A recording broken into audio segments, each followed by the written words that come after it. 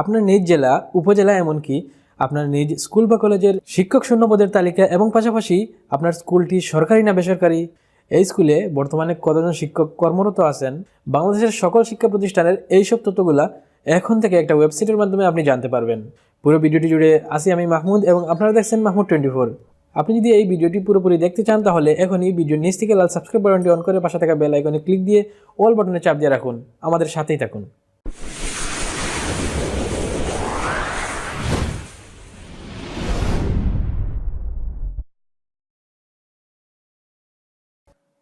আমি আমার কম্পিউটার স্ক্রিনে চলে আসলাম। কম্পিউটার স্ক্রিনে আসার পরে যেখানে একটা ব্রাউজার অন করেন, আমি গুগল ক্রোম চয়েস করলাম।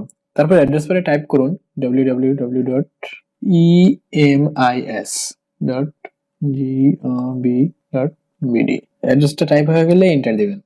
তারপর দেখবেন ঠিক এইরকম ইন্টারফেসের একটা ওয়েবসাইট আপনার কম্পিউটারে চলে আসবে এবং তারই সাথে সাথে হয়তো আপনারা বুঝে গেছেন এটি একটি সরকারি ওয়েবসাইট।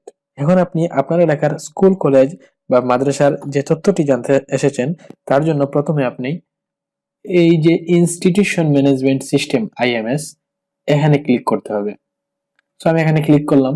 তারপর অবশ্যই আপনি যেহেতু যে কোনো একটি মাদ্রাসার বা একটি স্কুলের তথ্য জানতে চাচ্ছেন সেহেতু আপনাকে ইন্ডিভিজুয়াল রেজাল্ট এখানে ক্লিক করতে হবে। এই যে ইন্ডিভিজুয়াল রেজাল্ট, তো আমি এখানে ক্লিক করলাম। তারপর যেহেতু আমরা এখানে টিচার্স ইনফরমেশন জানতে আসছি, তো এখানে দেখেন টিচার্স অ্যান্ড এমপ্লয়ি ইনফো, এখানে আমরা ক্লিক করব। ওকে, এবার আমাদের প্রতিষ্ঠানটি সিলেক্ট করার পালা।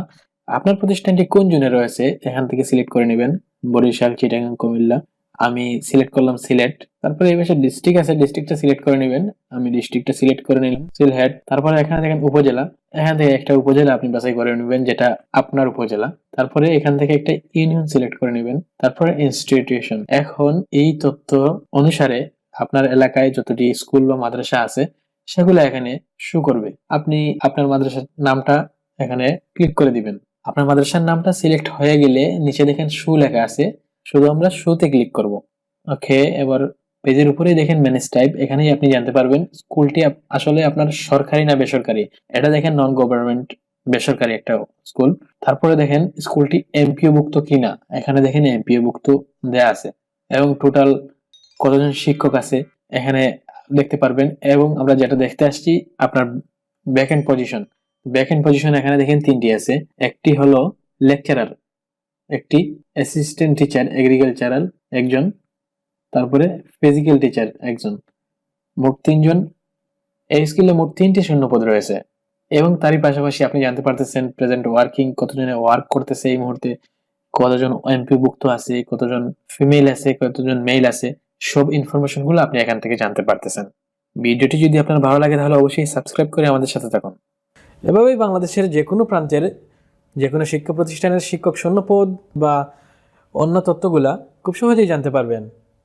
ভিডিওটি যদি ভালো লাগে তাহলে অবশ্যই একটা লাইক দিবেন, কমেন্ট বক্সে আপনি মূল্যবান একটা মতামত জানিয়ে দিবেন। আর এরকম আরও ভিডিওর আপডেট পেতে এখনই আমার ভিডিও নিচ থেকে সাবস্ক্রাইব করে পাশে থেকে বেল আইকনটি অন করে রাখুন। আর এর মধ্যে অলরেডি যদি আপনি সাবস্ক্রাইব করে থাকেন তাহলে আপনাকে অসংখ্য ধন্যবাদ। কথা হবে পরবর্তী কোনো ভিডিওতে নতুন কোনো টপিক নিয়ে।